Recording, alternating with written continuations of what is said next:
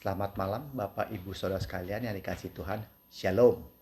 Kita bersyukur bahwa Tuhan baik sehingga kita bisa berkumpul bersama-sama di hari ini untuk memulai ibadah doa malam ini. Saya berharap Bapak Ibu Saudara sekalian berada dalam kondisi sehat dan ada rasa sukacita karena Tuhan senantiasa menyertai kita sekalian. Kita akan memulai ibadah kita dengan menyanyikan satu lagu hari ini, Kurasa Bahagia.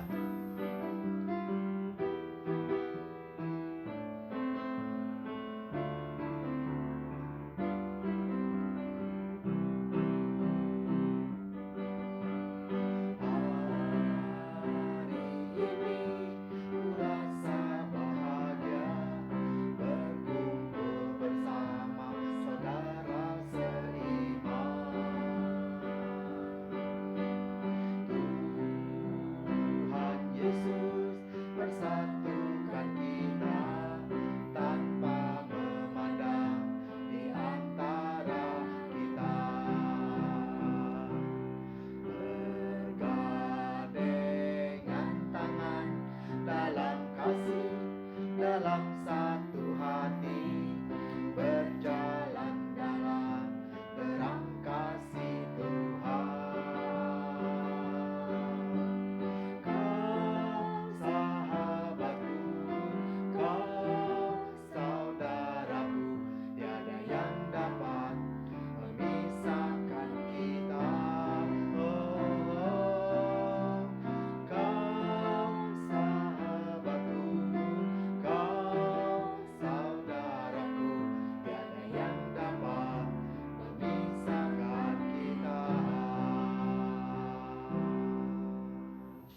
Sebelum kita masuk lebih lanjut dalam ibadah kita saat ini, marilah kita memohon berdoa kepada Tuhan untuk jalannya ibadah ini. Mari kita berdoa. Tuhan Allah Bapa kami yang di sorga, kami datang ke hadirat-Mu untuk merenungkan firman-Mu dan juga menaikkan doa-doa syafaat kami. Kami mohon agar Tuhan menyucikan hati pikiran kami. Kami mohon ampun pula atas kesalahan kami dan bimbinglah kami agar dapat mengerti apa yang Kau firmankan buat kami. Pimpinlah jalannya ibadah kami pada hari ini, agar kami boleh hidup berkenan di hadapan-Mu. Terima kasih Tuhan, dalam nama Yesus Kristus kami panjatkan doa ini. Amin. Sebentar kita akan menaikkan pokok-pokok doa kita. Namun sebelumnya kita akan kembali memuji Tuhan dengan menyanyikan lagu Allah Peduli.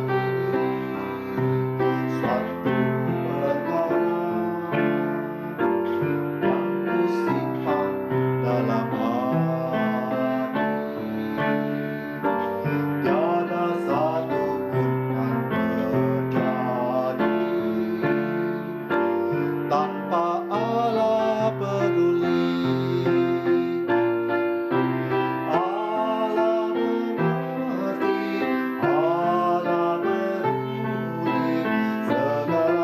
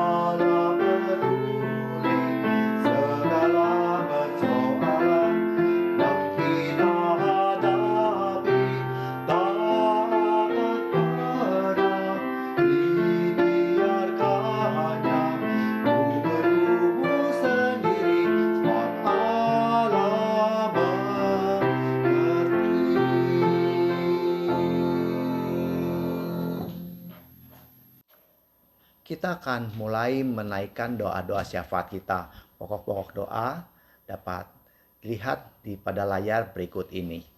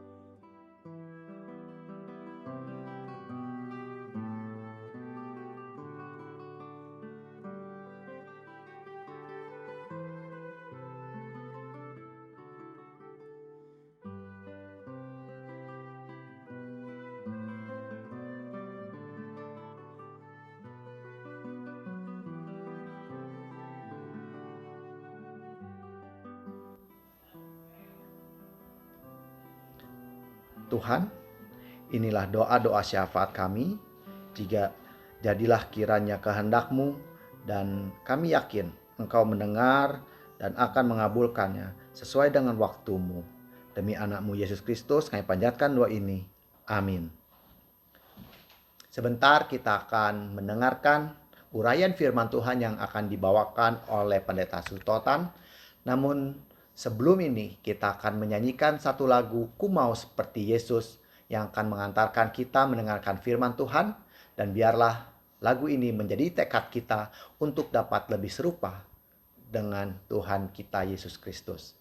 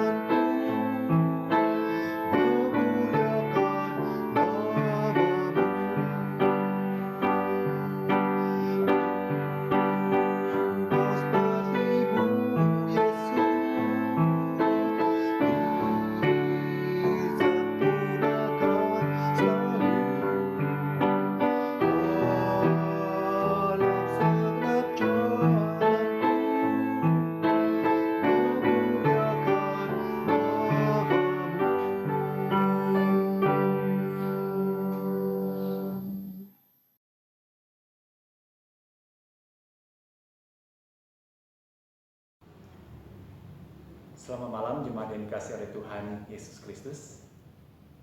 Sebelum kita mendengarkan pemberitaan firman Tuhan pada malam hari ini, mari kita akan berdoa. Bapa, kami bersyukur kesempatan yang Tuhan berikan bagi setiap kami malam ini. Di dalam ibadah mezbah doa, kami mendapatkan kesempatan untuk bisa mendengar kembali pemberitaan firman. Engkau berbicaralah kepada kami Bapa, kami telah siap untuk mendengarkannya. Di dalam nama-Mu Tuhan Yesus kami berdoa dan kami bersyukur. Amin. Kita akan membuka bersama-sama Alkitab kita yang diambil dari kitab Yesaya 30 ayat 15 sampai ayat yang ke-16. Saya akan membacakan Yesaya 30 ayat 15 sampai ayat yang ke-16. Sebab beginilah firman Tuhan Allah yang Maha Kudus, Allah Israel. Dengan bertobat dan tinggal diam, kamu akan diselamatkan. Dalam tinggal tenang dan percaya terletak kekuatanmu. Tetapi kamu enggan. Kamu berkata, bukan, kami mau naik kuda dan lari cepat, maka kamu akan lari dan lenyap. Katamu pula, kami mau mengendarai kuda tangkas, maka para pengejarmu akan lebih tangkas lagi. Demikianlah pembacaan firman Tuhan. Yang berbahagia mereka yang membaca, merenungkan, dan yang melakukan dalam hidup hari demi hari. Firman Tuhan pada malam hari ini yang akan disampaikan mengambil tema letak kekuatan umat Allah. Dalam kehidupan manusia di dunia ini, seringkali manusia memiliki persepsi yang salah tentang letak kekuatan mereka. Ada yang menganggap kalau saya memiliki banyak pengikut, maka itu adalah sumber atau letak kekuatan saya. Sehingga ketika saya melakukan hal-hal yang merusak, melakukan keonaran, karena saya banyak pengikut, nggak ada orang yang berani melawan saya. Seolah-olah saya disegani, ditakuti, karena kekuatan saya banyak orang yang mengikuti saya yang siap untuk membela saya. Ada juga orang yang mendasari kekuatannya, dianggap itu adalah letak kekuatan dia berdasarkan kecanggihan dari peralatan ataupun persenjataan yang dia miliki. Sehingga bagi dia, kalau saya bisa mendapatkan senjata yang canggih, yang modern, maka nggak ada kekuatan yang akan menghancurkan, yang akan mengganggu kehidupan saya. Ada juga yang meletakkan kekuatannya pada besarnya kekayaan harta benda yang dia miliki lewat segala usaha dan pekerjaan yang sudah dia lakukan.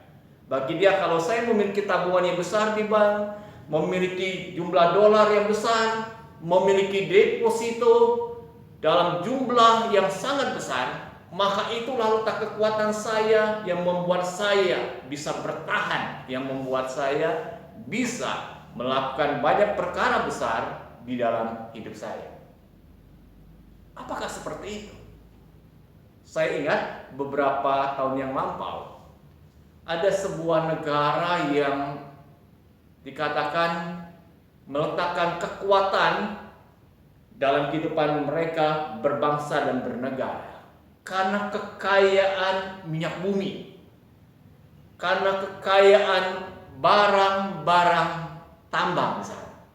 Jadi mereka, karena mereka memiliki kekayaan yang luar biasa, membuat kehidupan rakyatnya itu luar biasa, makmur, mewah. Selama bertahun-tahun mereka mengalami keadaan yang pokoknya serba enak. Tapi menjelang beberapa tahun terakhir, harga minyak dunia itu drop turunnya harganya. Sehingga negara ini mengalami kondisi yang sangat merosak secara perekonomian dan berakibat sangat parah. Tentu kita pernah dengar, yaitu negara Venezuela. Bagaimana rakyat itu sangat menderita karena yang selama ini menjadi andalan bagi mereka sebagai letak kekuatan bangsa itu, negara itu, dalam waktu yang singkat semuanya ambruk. rakyatnya pun begitu susah untuk mendapatkan makanan. Bahkan ada diberitakan bahwa ketika mereka akan makan daging, dagingnya itu diambil dari sampah yang sudah tidak segar ataupun yang sudah mulai rusak. Mereka terpaksa melakukan itu. Kenapa? Karena mereka nggak punya uang, nggak punya kekuatan untuk bisa mendapatkan makanan. Nah, ini menjadi sebuah gambaran bagi kita. Seringkali manusia itu memiliki persepsi yang salah, persepsi yang kurang tepat ketika dia mengambil sesuatu dijadikan sebagai letak kekuatannya. Nah, hari ini firman Tuhan yang kita baca di dalam Yesaya 30 ayat 15 dan ayat 16 memberikan sebuah pembelajaran bagi kita. Sebetulnya sebagai umat Allah, di manakah letak kekuatan kita? Apakah letaknya berdasarkan banyak orang yang mengikuti kita? Apakah letaknya berdasarkan pencapaian demi pencapaian yang kita bisa capai dalam hidup kita? Kita bisa mencapai karir yang tinggi, kita bisa mencapai kedudukan pangkat yang tinggi, kita bisa mencapai harta yang kita kumpulkan dalam jumlah yang sangat besar. Apa itu letak kekuatan kita? Jelas bukan. Firman Tuhan yang dicatat dalam Yesaya 30 ayat 15 dan 16 tidak menyebutkan hal-hal seperti itu yang menjadi letak kekuatan umat Allah. Nah, malam hari ini kita akan belajar. Ketika saya membaca merenungkan bagian ini, saya melihat ada 3 poin penting letak kekuatan umat Allah itu. Poin yang pertama, kalau kita membaca di dalam ayat 15, sebab beginilah firman Tuhan Allah yang Maha Kudus Allah Israel, dengan bertobat. Letak kekuatan umat Allah adalah dengan bertobat. Bertobat itu artinya meninggalkan kehidupan yang berdosa. Dia tinggalkan, dia jauhi itu, lalu dia memulai kehidupan yang baru, kehidupan yang berkenan kepada Tuhan. Banyak dalam dunia ini orang-orang yang hancur hidupnya karena dia hidup di dalam kehidupan yang berdosa. Sudah jelas dia tahu bahwa itu hidup yang berdosa, tapi dia enak terus-terusan berada dalam kehidupan yang berdosa seperti itu, yang membuat kehidupannya semakin hancur, keluarganya hancur. Karena apa? Karena dia masih mau tetap hidup di dalam kehidupan yang berdosa, tidak mau bertobat. Jadi kita harus ingat bahwa ketika bicara tentang bertobat, berarti meninggalkan dosa, menjauhi dosa, lalu menjalankan kehidupan yang berkenan pada Tuhan. Banyak orang-orang Kristen yang menganggap dirinya sebagai seorang Kristen, dia menggunakan istilah tobat ini dengan perkataan atau dengan kata tomat, yaitu tobat kumat. Apa artinya? Artinya dia ketika dalam kondisi yang terjepit, dia bilang, aku tobat, aku tidak mau lagi melakukan dosa ini. Tapi ketika keadaannya sudah mulai tenang, hidup enak, segala sesuatu berjalan dengan baik, dia mulai kumat lagi, hidup lagi dalam dosa yang sama. Firman Tuhan katakan, letak kekuatan umat Allah, dia bertobat. Dia tinggal kehidupan yang berdosa, dia memulai kehidupan yang benar di hadapan Tuhan. Kemudian letak kekuatan yang kedua, dikatakan di dalam ayat yang ke-15 ini, dengan bertobat dan tinggal diam, kamu akan diselamatkan dalam tinggal tenang.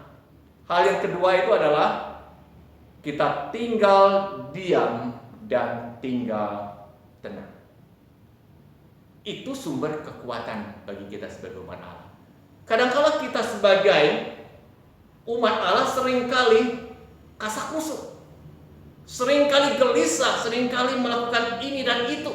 Ketika melihat kondisi yang sulit ataupun ketika melihat situasi di sekitar kita yang mencekam, ketika kita panik, kita kasak kusuk menghadapi itu semua, tidak memberikan sebuah penyelesaian bagi kita, justru membuat keadaan semakin buruk. Firman Tuhan katakan, letak kekuatan umat Allah adalah tinggal diam dan tinggal tenang. Dan hal ini sejalan juga dengan apa yang dituliskan di dalam surat 1 Petrus pasal yang keempat ayat yang ke-7. Coba kita akan lihat sama-sama. Di dalam surat 1 Petrus pasal yang keempat ayat yang ke-7 dikatakan apa? Yang berbicara juga hal yang sama tentang tinggal tetap dan tinggal diam. Tinggal tenang dan tinggal diam. Kita lihat 1 Petrus pasal yang keempat ayat yang ke-7. Kesudahan segala sesuatu sudah dekat. Karena itu, kuasailah dirimu dan jadilah tenang, supaya kamu dapat berdoa. Rasul Petrus pun juga mengingatkan bahwa kesudahan segala sesuatu sudah dekat. Berarti kondisinya bukan kondisi yang semakin enak. Bagaimana sikap kita sebagai umat Allah? Dikatakan engkau harus tinggal tenang, diam. Untuk apa kita tenang dan diam? Bukan untuk tidur, bukan untuk istirahat, beda. Kita lakukan hal itu untuk kita bisa berdoa. Seringkali kita ini dalam hidup banyak disibukkan oleh berbagai macam aktivitas keseharian kita. Dulu sebelum ada COVID, kita katakan, wah kerja ini dan itu, dari pagi sampai malam hari.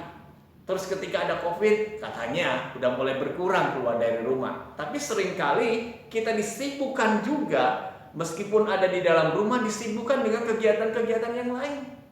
Yang membuat diri kita nggak ada lagi saat waktu untuk kita tinggal diam dan tinggal tenang. Ada istilah yang dipakai tentang tinggal tetap dan tinggal tenang ini. Diam dan tenang. Pakai istilahnya me time. Artinya waktu buat saya sendiri. Penting hal ini. Seberapa banyak waktu yang kita habiskan dalam hidup kita hanya berkutak-kutik pada aktivitas keseharian dan kesibukan kita. Ada gak waktu untuk kita menyendiri? Waktu untuk kita bersekutu dengan Tuhan secara pribadi. Pada waktu kita menyediakan waktu kita yang khusus untuk kita bersekutu, berdiam diri di hadapan Tuhan, itulah letak kekuatan kita.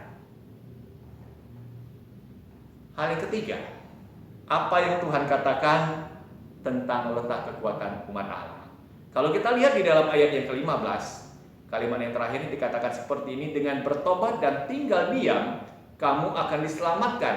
Dalam tinggal tenang dan percaya terletak kekuatan. Yang ketiga adalah percaya pada Tuhan. Umat Tuhan yang percaya kepada Tuhan, yang beriman kepada Tuhan, dia memiliki kekuatan itu. Itulah letak kekuatannya. Seringkali zaman sekarang ini kita sulit untuk percaya, beriman sungguh kepada Tuhan. Kenapa? Karena kita anggap zaman sudah modern. Hal-hal percaya dan beriman itu zaman dulu. Bukan zaman seperti sekarang ini yang segala sesuatu ini sudah canggih. Enggak. Baik zaman dulu, zaman sekarang maupun zaman yang akan datang, kita orang yang percaya, beriman pada Tuhan. Itulah letak kekuatan kita. Ketika kita percaya dan beriman pada Tuhan, kita yakin bahwa Tuhan itu akan memberikan pertolongannya tepat pada waktunya. Dan waktu Tuhan itu adalah waktu yang terbaik buat kita. Kita seringkali maunya serba instan, serba cepat, menurut ukuran waktu kita. Sehingga ketika kita sedang mengalami kondisi yang sulit, sedang bergumul, kita berdoa pada Tuhan, kok Tuhan gak cepat segera tolong saya? Lalu kita melakukan tindakan dengan cara kita sendiri. Kalau kita baca di dalam Alkitab, tokoh-tokoh yang seringkali bertindak mendahului dari waktunya Tuhan, itu berakibat buruk pada akhirnya. Kita kenal tokoh Abraham, yang dikenal sebagai bapak orang beriman. Bagaimana Abraham ini ketika Tuhan menjanjikan akan memberikan keturunan melalui Sarah istrinya. Dia tunggu-tunggu, kok enggak hadir anak yang dijanjikan itu. Lalu istrinya menawarkan, kalau begitu mungkin pakai cara kita lah. Ya, saya memberikan budakku Hagar untuk mendapatkan anak dari dia. Dan Abraham mengikuti apa yang disarankan oleh istrinya Sarah ini. Betul, Hagar pada akhirnya melahirkan anak laki-laki, Ismail. Tapi akibatnya, wah, sampai sekarang pun kondisinya bukan membawa kedamaian dan ketentraman. Justru terjadi konflik dari sejak dulu sampai sekarang ini. Abraham tidak sabar menantikan waktunya Tuhan. Tuhan menghendaki sebagai umat Allah, apakah kita tetap percaya dan beriman pada Tuhan? Ketika kita mengalami pergumulan yang berat, kita percaya, kita yakin bahwa Tuhan yang akan memberikan pertolongan itu tepat pada waktunya. Waktunya Tuhan. Inilah 3 hal yang menjadi letak kekuatan kita sebagai umat Allah. Nah, hal ini disampaikan oleh Tuhan melalui nabinya, Nabi Yesaya, untuk disampaikan ke umat Allah Israel dalam kondisi mereka terjepit, dalam kondisi mereka sedang mengalami serangan musuh. Sudah diingatkan, mereka harus bertobat dari dosa-dosa mereka. Umat Allah ini, Israel ini sudah menyimpang dari Tuhan, melakukan hal yang jahat, sudah berpaling kepada berhala-berhala, dan itu sangat menyakitkan hati Tuhan. Lalu Tuhan ingatkan, kau harus bertobat, tinggalkan itu, kembali kepadaku. Tapi mereka nggak mau. Kemudian ketika Tuhan perintahkan untuk mereka tinggal tenang, tinggal diam, apakah mereka tinggal tenang, tinggal diam? Tidak. Ayat 16 dikatakan mereka justru kasak-kusuk mencari bantuan. Mencari bantuan dari bangsa-bangsa lain, bangsa-bangsa yang tidak kenal Tuhan. Apa akibatnya?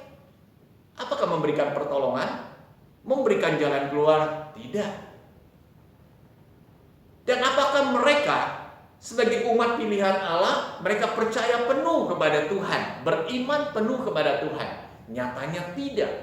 Mereka meragukan, bahkan mereka menyaksikan dan menolak Tuhan yang berfirman itu. Dan akibatnya sangat menyedihkan, membawa kehancuran bagi umat Allah ini. Mereka pada akhirnya ditaklukkan oleh musuh, menjadi bangsa yang terbuang dari hadapan Tuhan. Nah, ini menjadi pembelajaran bagi kita. Allah sudah memperingatkan kepada umat pilihannya Israel untuk mereka sadar letak kekuatan mereka sebagai umat Allah bukanlah pada kekuatan diri mereka sendiri, bukanlah kepada bantuan dari bangsa-bangsa yang lalu yang belum mengenal akan Tuhan yang benar itu, bukanlah berdasarkan kekuatan persenjataan perang, bukan. Tuhan ingatkan bahwa letak kekuatan umat Allah justru pada Tuhan. Ketika mereka bertobat, meninggalkan kehidupan yang berdosa, menyerahkan diri mereka untuk dipimpin oleh Tuhan dan percaya penuh akan tangan Tuhan yang berkuasa untuk menolong, maka di sana letak kekuatannya. Nah, bagaimana dengan kita umat Allah yang hidup pada zaman ini? Apakah kita sudah memperhatikan dengan sungguh-sungguh 3 poin yang disampaikan hari ini? Kondisi sekarang ini bukanlah kondisi yang nyaman bagi kita. Di saat-saat pandemi sekarang ini membawa dampak yang luas dari dalam berbagai macam segi kehidupan kita. Khususnya kita yang hidup di tengah-tengah bangsa ini. Kondisinya bukan semakin lama semakin enak. Bangsa kita sekarang ini bangsa yang masih berada dalam tingkat pertambahan COVID-19 yang bertambah-tambah makin hari. 4.000-an orang pertambahan per harinya. Mengerikan sebetulnya. Begitu banyak kita mendengar rekan-rekan kita, hamba-hamba Tuhan, orang-orang yang percaya pada Kristus yang sudah terinfeksi oleh virus corona itu. Dan kita juga mendengar akan negara kita Indonesia sudah masuk kepada fase resesi ekonomi. Mungkin keadaan seperti ini membuat kita takut dan gelisah. Tapi ingatlah apa yang dikatakan oleh firman Tuhan hari ini. Kalau engkau mau hidup sebagai umat Allah yang memiliki kekuatan menghadapi tantangan zaman ini, engkau berbaliklah. Bertobatlah dari kehidupanmu yang berdosa. Tinggallah tenang dan tinggallah diam. Milikilah waktu khusus untuk bersekutu dengan Allah, untuk berdoa dalam waktu tenangmu itu. Sampaikan apa yang menjadi kekhawatiranmu, apa yang menjadi ketakutanmu kepada Tuhan dalam doamu. Dan percayalah, Tuhan akan menolong kamu. Jadi biarlah firman Tuhan yang disampaikan pada malam hari ini boleh mendorong kita, memacu kita untuk kita sadar letak kekuatan kita sebagai umat Allah itu. Amin, firman Tuhan. Mari kita akan berdoa. Bapa, terima kasih buat firman-Mu yang kami telah dengarkan pemberitaannya pada malam ini. Biarlah setiap kami boleh menyadari dengan sungguh-sungguh bahwa letak kekuatan kami sebagai umat Allah bukanlah berdasarkan kekuatan kami pribadi, bukanlah berdasarkan apa yang kami miliki, yang kami telah capai dalam kehidupan kami lewat prestasi-prestasi yang gemilang yang kami miliki. Tapi kami boleh diingatkan bahwa kekuatan kami letaknya ketika kami mau hidup bertobat, tinggalkan dosa kami. Kami mau hidup tenang dan diam, memiliki waktu-waktu khusus untuk bersekutu dengan Allah, dan kami mempercayai akan Tuhan yang berkuasa itu. Tolong kami Tuhan dalam kondisi-kondisi yang sulit sekarang ini, untuk kami mendapatkan kekuatan itu.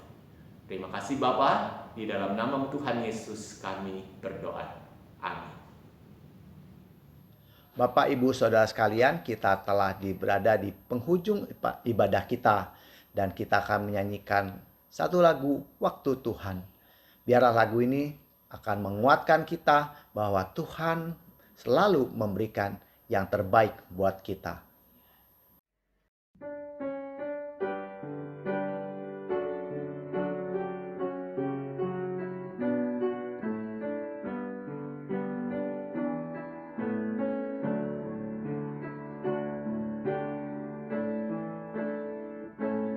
Bila kau izinkan sesuatu terjadi, ku percaya semua untuk kebaikan.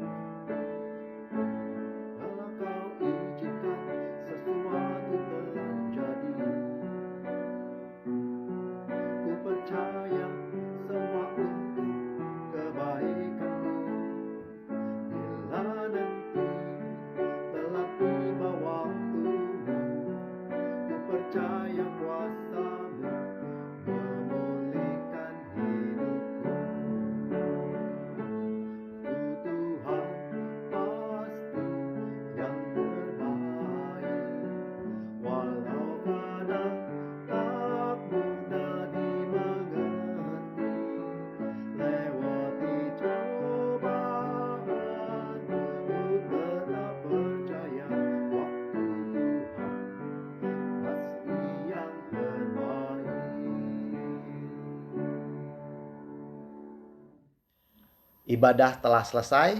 Sampai jumpa minggu depan. Tuhan memberkati.